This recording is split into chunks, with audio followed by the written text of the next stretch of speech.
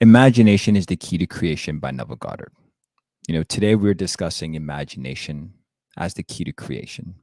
And through today's discussion, I'm going to share several quotes from Neville Goddard and the power of imagination to illustrate how not only can we create what we desire, but we can do so with ease and with flow.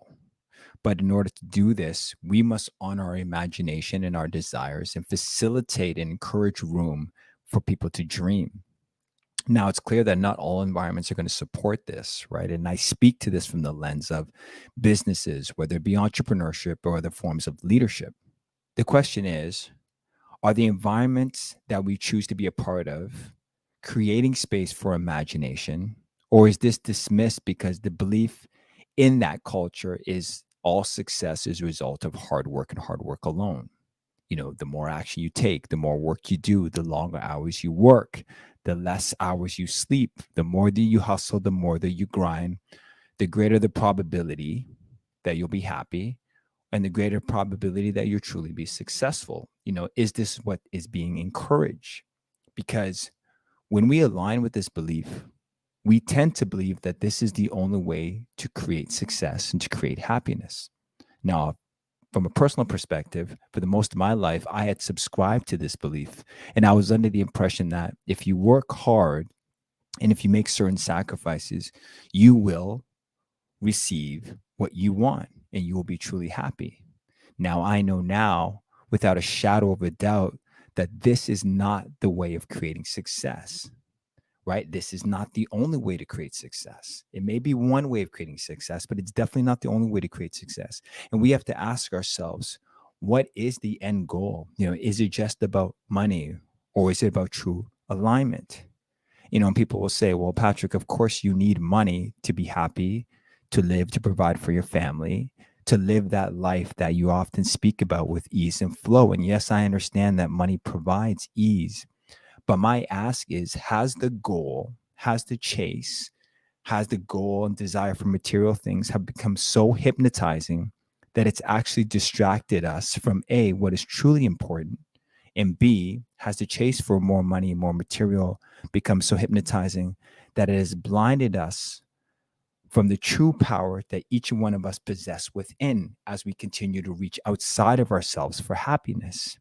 When we choose to sacrifice personal time with self, time with family, time with children, in order to chase the money, the title, the position, or the material end goal, I would argue that we've lost sight of what's important.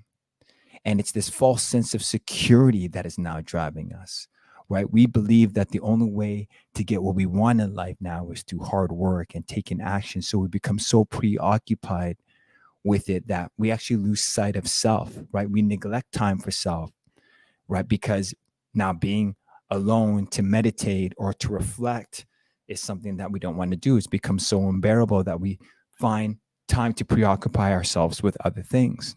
Today's discussion is about bringing the emphasis, the focus, the spotlight back to self. It's about reminding us that it's not the external things that yield success, but rather it's our alignment with imagination, vibration, and desire that raises our frequency and creates what we wish to experience in our reality. And he who makes time for imagination will create in his or her world what he or she desires. It's reminding us that imagining is the unseen reality. And if you choose to experience your desires, it's through imagination that you bring forth the reality that you want. Now, many people, when they hear this, it's an unorthodox approach. So they immediately have doubts. But we need to ask ourselves, where do these doubts originate from? Those doubts are often based on beliefs that we've been taught. And the truth is, we're always imagining. We're either imagining from our past experiences, what we've been told, what's been impressed on us.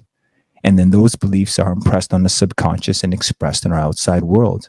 Or we imagine from our internal alignment, from our heart's desires, from what is aligned with our true self, our higher self. And those beliefs are impressed in our subconscious and expressed in the outside world. Neville says, man is out picturing what he is conscious of being, right? So whether you think you can or you think you you are right. How you believe reality to be is how reality will be for you.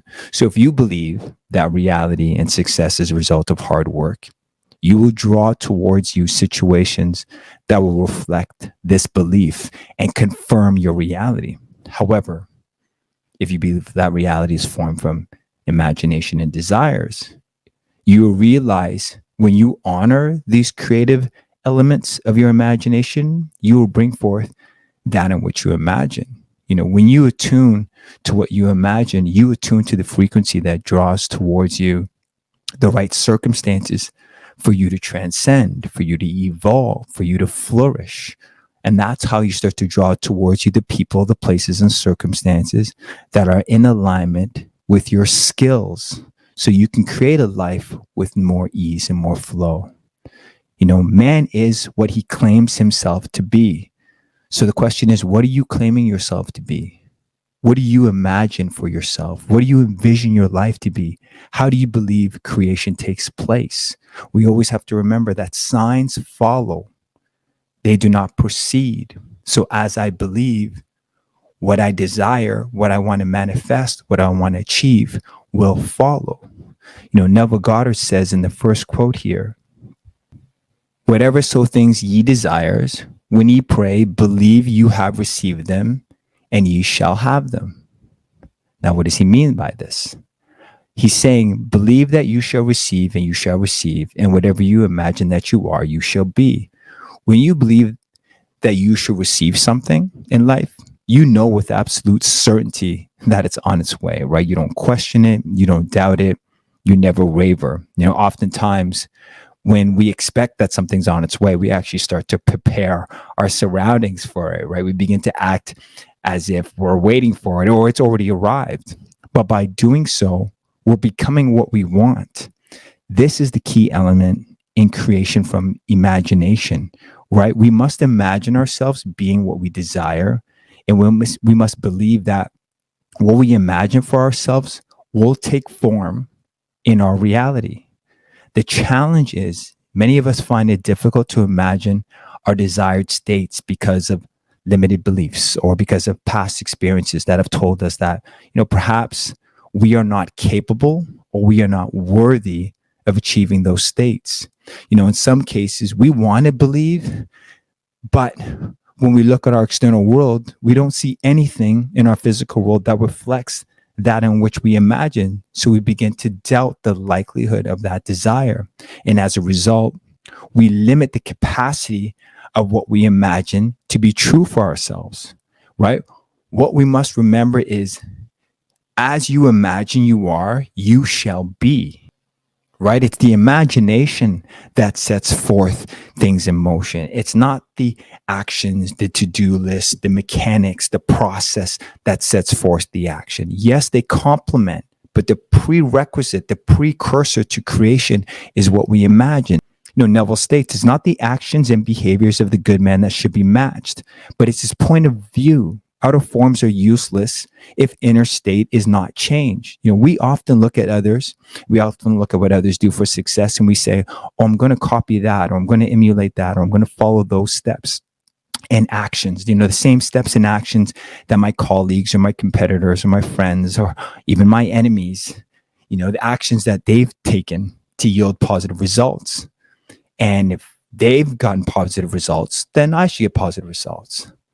But what we want to investigate is, what were their attitudes? What were their thoughts? What thoughts do they have? We're so quick to reproduce the process and procedures and the actions as a way to produce results. We want to know the steps. What are the KPIs? What are the key performance indicators?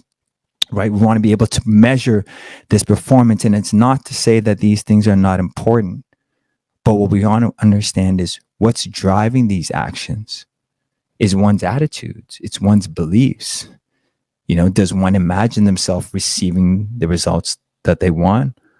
Or does one imagine themselves chasing and feeling as though they don't have the results that they want? There is one reason why in companies where all employees are exposed to the same resources, some do well and some don't. And oftentimes it goes beyond the action one takes. And it's more about what they envision as possible, what they believe to be true, what they imagine that they are capable of achieving. When you're imagining what you desire for yourself and you're picturing it in your mind's eye, what role do you take in your imagination? Are you an observer, kind of seeing what you want, hoping that it will come to pass, noticing what you're lacking? Or have you received it? Are you embodying it? And are you living it out on your day to day? Has it become your reality as if you're experiencing it here and now? Neville states, our imagination connects us with the state desired, but we must use imagination masterfully, not as the onlooker thinking of the end, but as the partaker thinking from the end. When you imagine that in which you desire, how does it play out for you in your imagination, right? Are you that of the onlooker watching and waiting, hoping that it will one day come? Or are you that of the partaker, receiving, participating, and embodying that in which you desire? And although these may seem like subtle differences, they make a world of a difference, because when you imagine yourself waiting for something, you align with the feeling of not yet being that in which you desire. You reinforce the lack, what's missing, what you don't have. And by default, you're creating more lack. For instance, I imagine myself to be this thing one day, reinforces that today I am not that in which I desire and I imagine myself to be. But when I become the partaker of what I imagine, I claim myself to be what I imagine. And what you believe is what you receive. As Neville stated, it's the believing. And as you believe, you shall receive.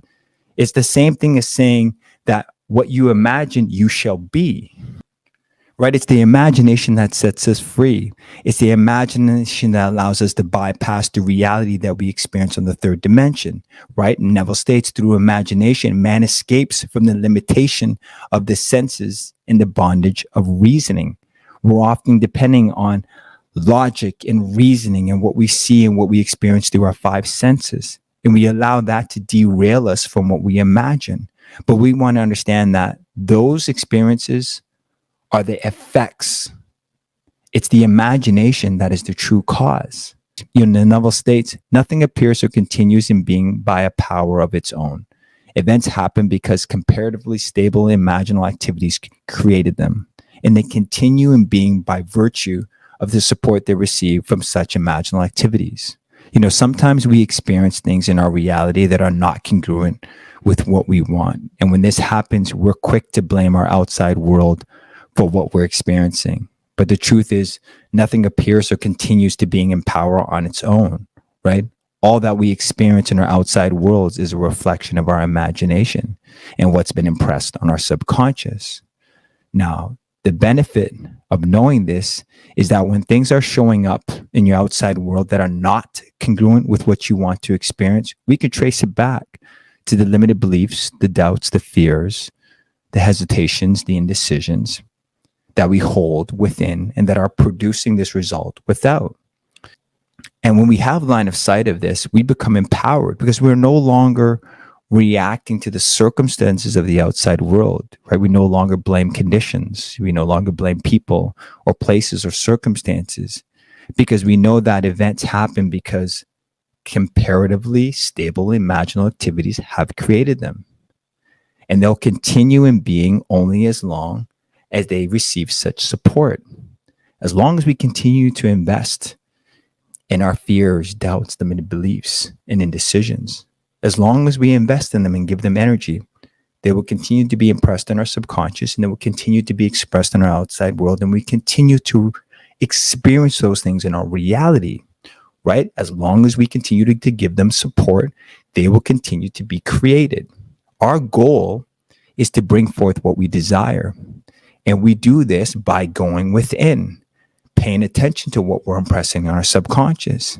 And when we go within and we start to make the necessary changes, we'll see it reflected in all our encounters. See, and as we understand this, we'll know that this is the prerequisite to change. Neville says to attempt to change circumstances before I change my own imaginal activity is to struggle against the very nature of my own being. You know, there can be no outer change until there's inner changes. And until then, everything else that we do is futile, right? It's the imagination of the wish fulfilled that brings forth change. And you must hold the vision of the ideal that you want to create.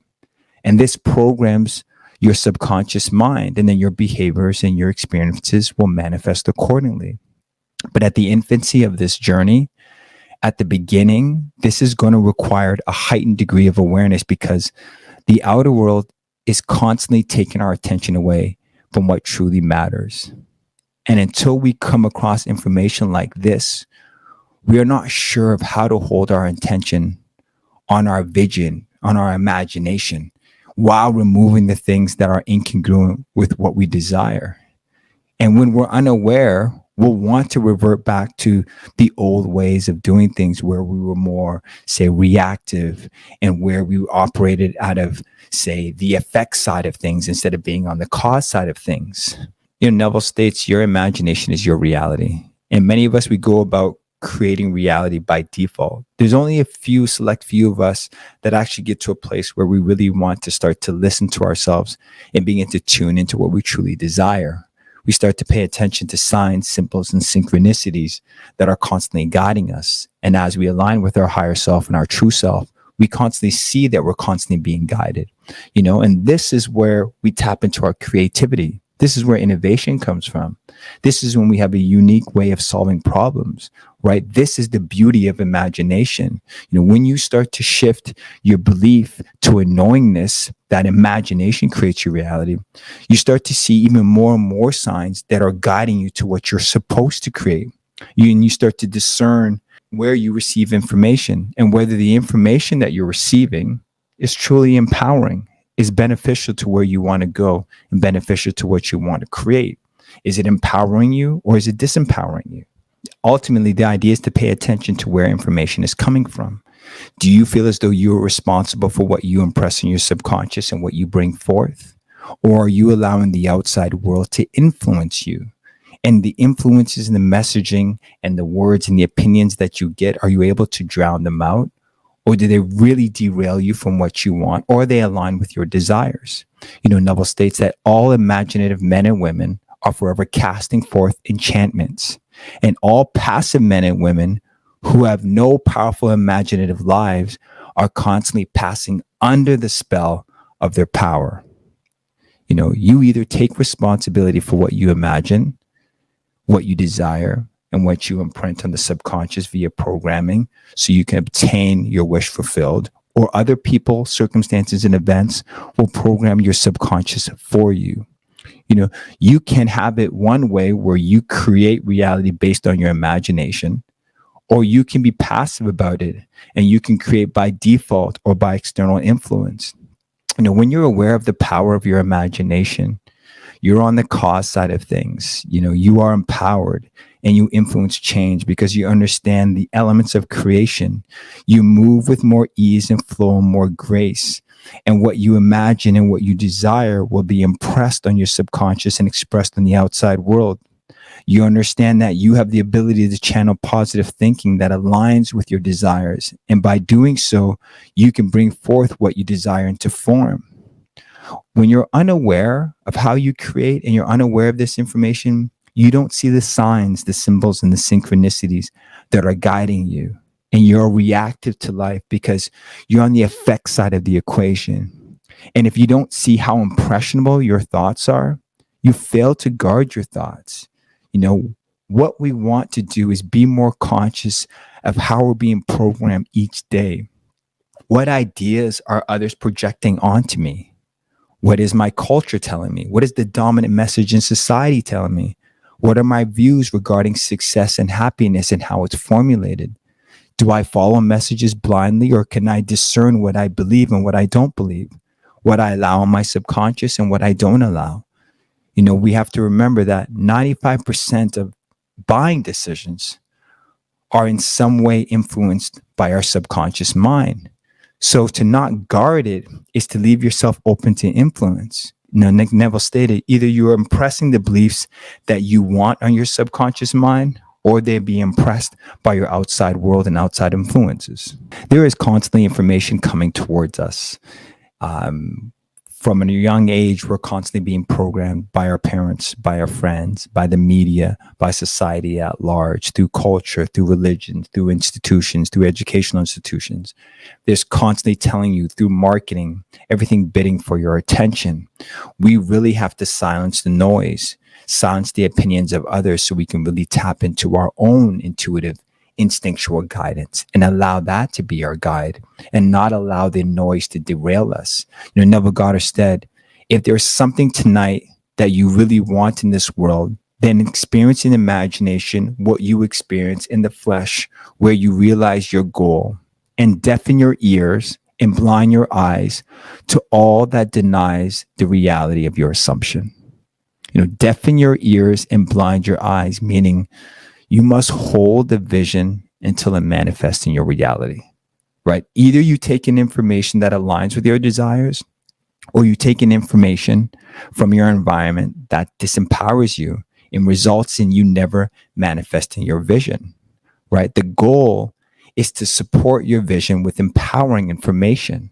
Everywhere you go, you're going to find information that's either going to support your vision or go against it, right? If you interact with information that's disempowering, know that it's going into your subconscious mind, and your subconscious is programming itself to look for more of that information, right? We want to be constantly surrounding ourselves with people and places and circumstances that align with their vision of what we want for ourselves and what we want.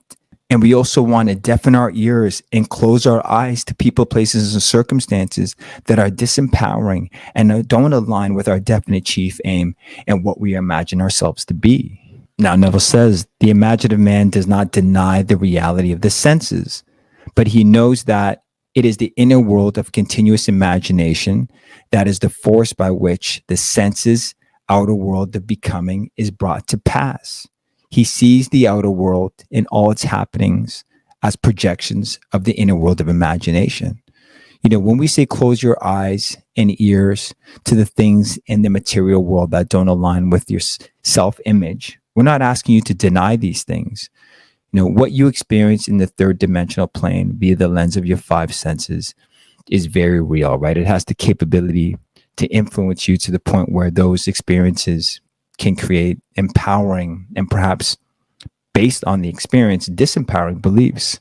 But what Neville is asking us to remember is the precursor to what we experience in the physical world is based on what we imagine, what we feel, what we believe. Imagination is the force by which the senses of the outer world of becoming is brought to pass. Your outer world experiences, the individuals that you encounter, the challenges, the triumphs, are all reflections of what is occurring in your inner world, right? Our circumstances are constantly revealing to us what is in our subconscious, right? The answers and everything we want in life is there. So we're not denying reality, and we're not saying reality is wrong, but we are saying that we are the cause of it, right? You think of situations in your life where you wanted to blame your outer reality or circumstances or people for your misfortune. And perhaps when you embrace this concept, you see how disempowering this is. Our circumstances are revealing to us what's in our subconscious mind. The answers and everything we want in life is there. So we're not denying reality, and we're not saying that reality is wrong, but we're saying that we are the cause. We are the reason why maybe things may be misaligned, or we're not getting the things that we desire, or we're afraid to bring forth what we want. If you think of situations in your life where you wanted to blame your outer world, you wanted to blame the job, you wanted to blame a boss, you wanted to blame the relationship, it's the circumstances and the people and the misfortune and the mishaps. We tend to blame those things. We have blinders on.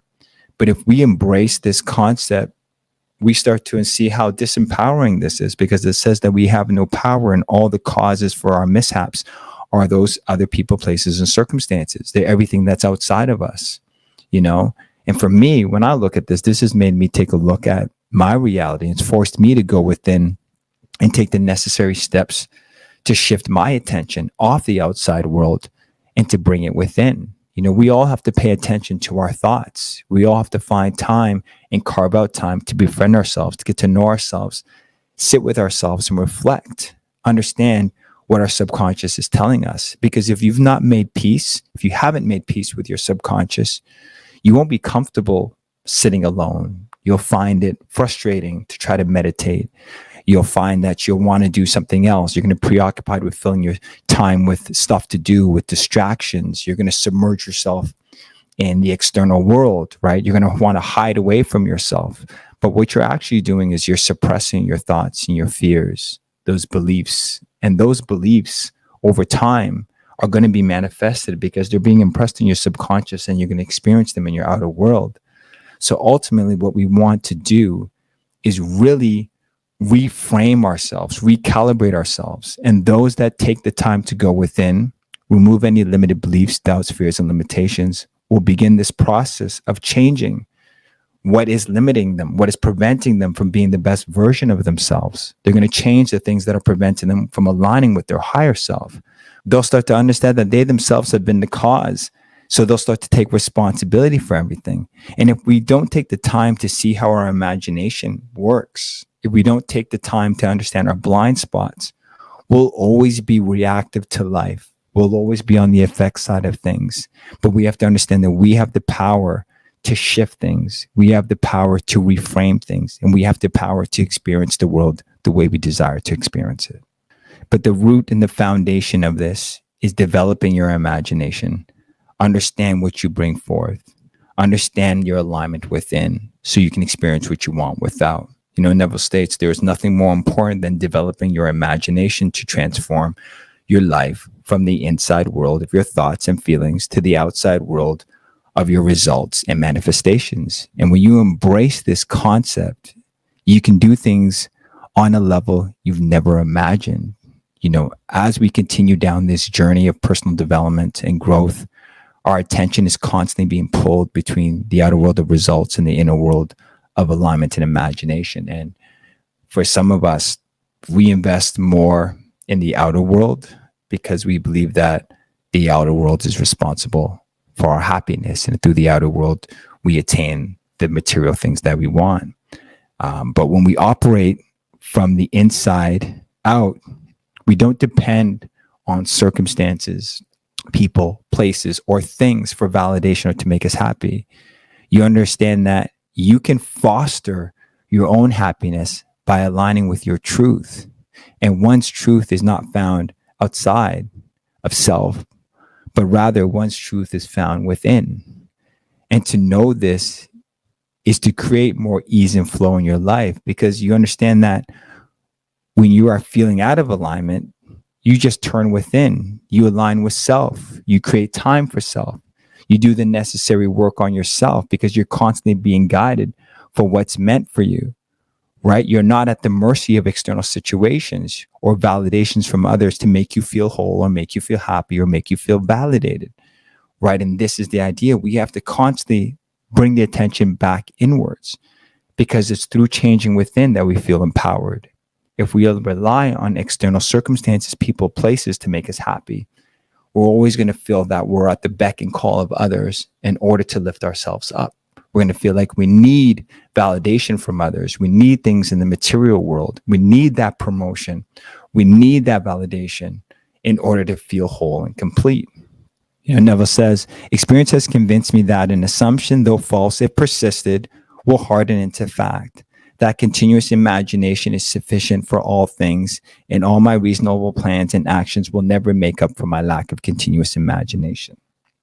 This is showing me that whatever you bring forth in your world is a result of what you imagine and what you believe.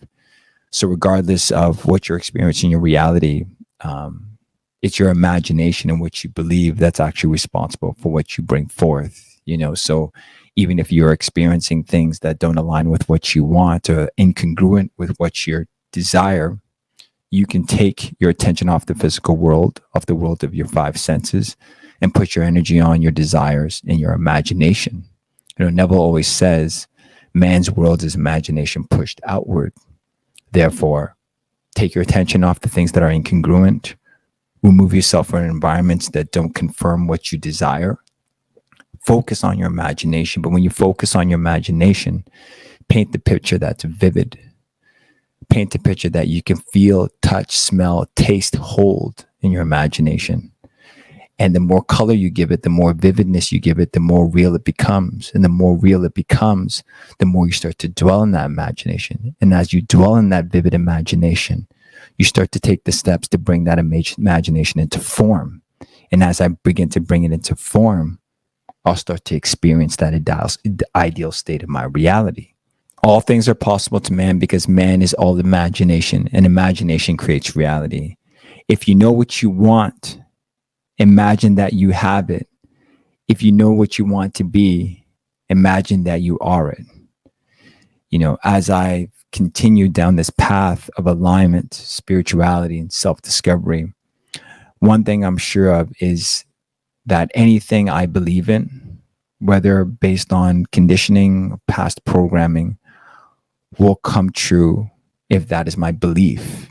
You know, our imagination is incredibly powerful and gives us the ability to override logic by producing whatever we truly desire. Anything we desire, anything we want is absolutely possible, because at its core, all things in the world are created by imagination.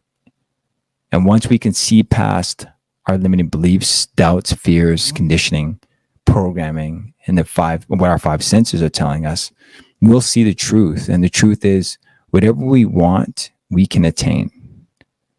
What we want to do is carve out time for ourselves so we can revise any past experiences that don't align with our desires. Carve out time for affirmations and auto-suggestions and whatever is going to align you with your true self, your higher self, with your imagination and what you desire. And as we do that, we repurify the mind so we align with the true self, our higher self. And we remove the self-image and the paradigm that is based on the small self that tells us that we can't achieve, we can't be, and we can't have what we desire, because each and every one of us is blessed with that capability. We can bring forth what we desire through our imagination, through our feeling, and through holding the feeling of the wish fulfilled. Thank you for tuning into today's episode. Please comment, like, and subscribe. Thank you.